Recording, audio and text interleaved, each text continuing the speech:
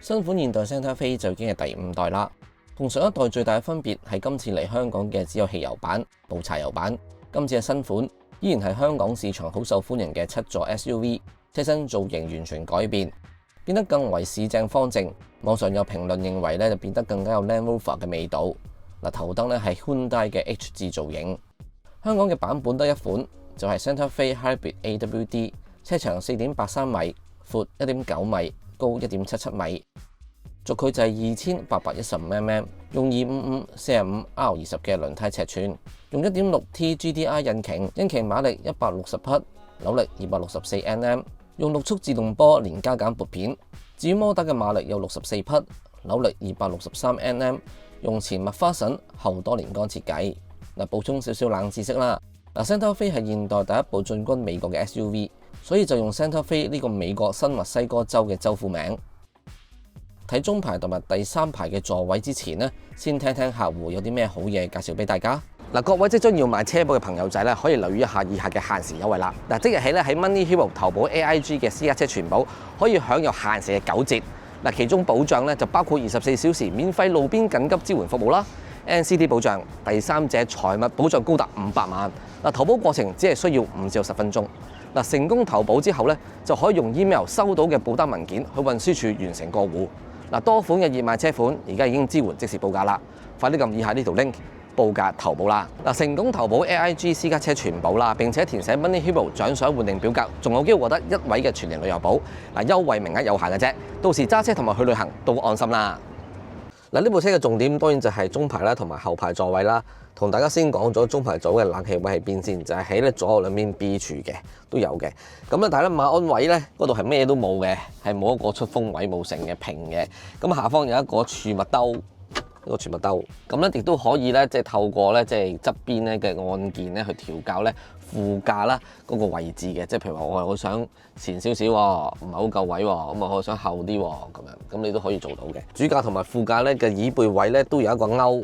其實俾你勾其他物件嘅，或者可能用 aftermarket 咧有啲台啊成日可以勾住啊都可以嘅。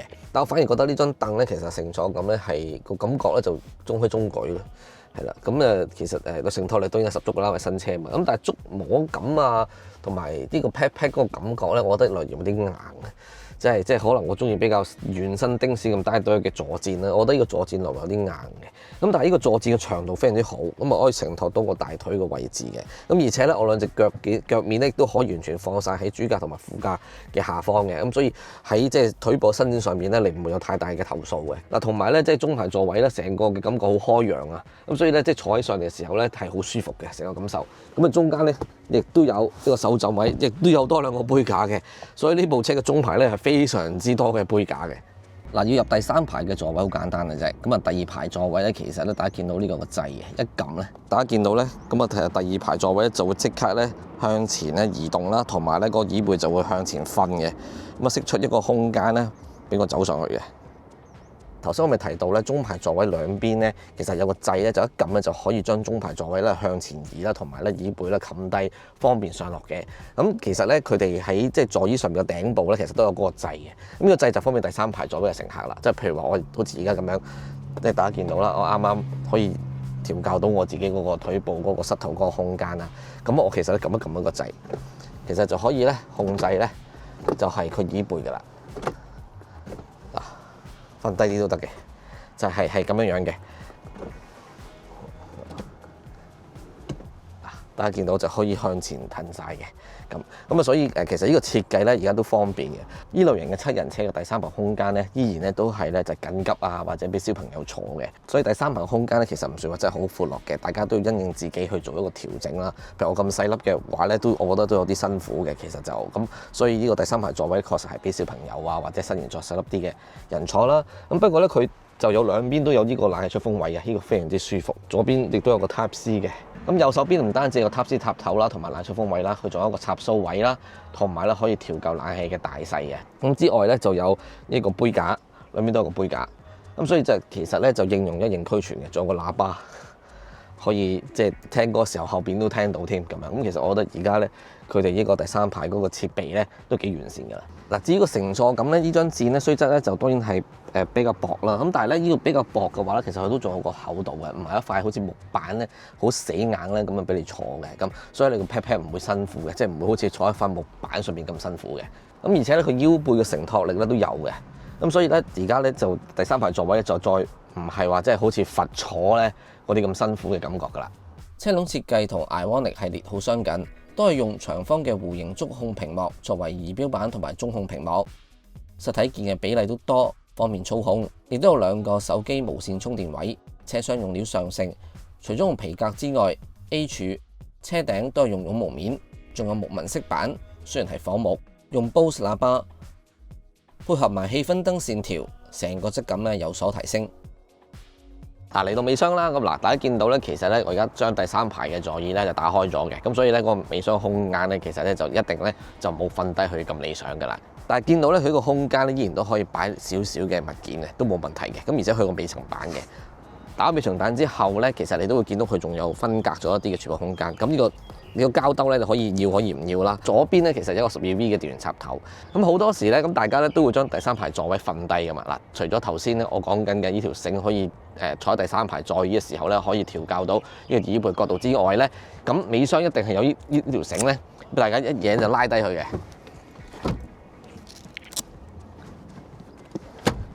咁所以呢個空間咧，大部分人咧應該都會咁樣去設定㗎啦。中排座位點樣瞓低咧？好簡單嘅。咁右手邊咧，其實有兩個掣啦。其實一撳落去咧，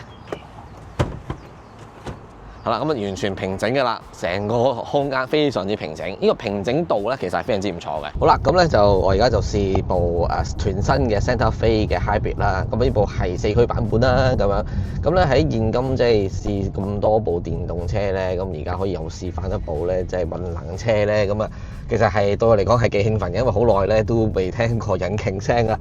好快咧就了解咗呢部車嘅一啲嘅性能啦、操控各樣嘅表現啊，咁啊，咁就同大家可以分享一下先。咁嗱，呢部咧就係4驅版啦，咁所以咧揸起上嚟嘅時候咧，喺啲彎位確實表現係特別理想啲嘅。咁就4驅咧確實係可以俾到駕駛者一種非常之安心、四平八穩嘅感覺嘅。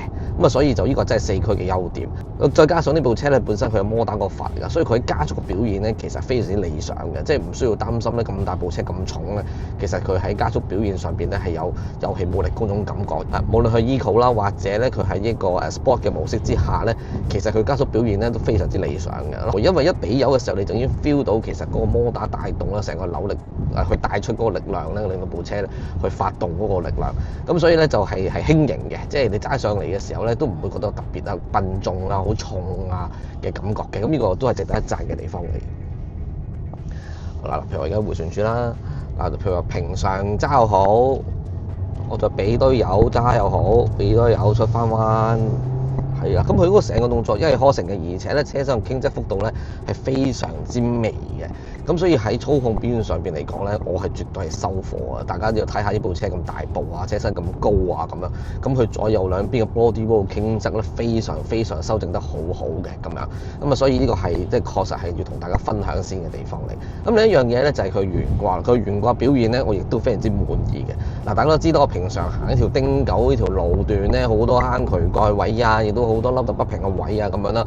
咁其實你揸上嚟嘅時候咧，呢部車你發現咧佢嗰個懸掛本身喺一啲碎震嘅表現上面咧過得非常之唔錯嘅。喺渠蓋位咧，譬如話我特登行啲渠蓋位啊，係啦，咁咧佢喺駕乘體驗上面亦都唔會有大大嘅扣分嘅。所以咧，作為一個乘客又好，作為一個駕駛者又好咧，你行過一啲凹凸不平嘅渠蓋位咧，你都係覺得舒服嘅，就唔會有一種咧好天皮感嘅。咁啊，亦都唔會有硬着陸啊、死硬嗰種感覺落去。咁所以佢呢個懸掛嘅調校係做得幾唔錯嘅。無論佢喺阻尼上邊嘅緩衝啦，甚至乎佢喺碎震嘅表現上邊咧，你都非常之上乘嘅。咁啊，呢幾方面咧，我係幾滿意一下嘅。咁啊嗱，另外就係即係譬如話行車啊，我操控上邊啊咁樣。咁所以呢部車有翻咁上下大部啊。咁但係頭先我坐上嚟嘅時候，好快能夠適應到咧本身呢部車咧各樣嘢，即係譬如話前方啊、左右兩邊側鏡睇位啊咁樣啦。咁左右兩邊嘅側鏡嗰個鏡面嘅弧度咧亦都係大嘅，咁所以咧就好容易坐上車。譬如我而家呢個身形咁樣啦，我坐上車，我調校好我個位置嘅時候，我睇左右兩邊側鏡，我都好容易睇到咧，即係左右兩邊嘅車況會係點樣樣嘅。咁所以即係好多嘅唔同朋友應該坐到上車，無論你係新手駕駛者，又係老手駕駛者又好，咁你都可以容易咧就可以適應到。咁呢個係亦都係值得一讚嘅地方嚟嘅。新 Santa Fe 喺原有嘅基礎上面再升級，嗱，呢種精品路線對於追求享受舒適嘅用家嚟講係會有加分。當然啦，如果有出純電版就更加好啦，因為而家呢一個56.8萬起嘅車價真係粉絲向，可惜咗一部咁好嘅車。唔知道大家又覺得點？不妨留言一齊討論。覺得條片幫到手嘅話，不妨幫埋我 CLS，等更加多嘅人接觸到佢啦。我哋下一條片再見。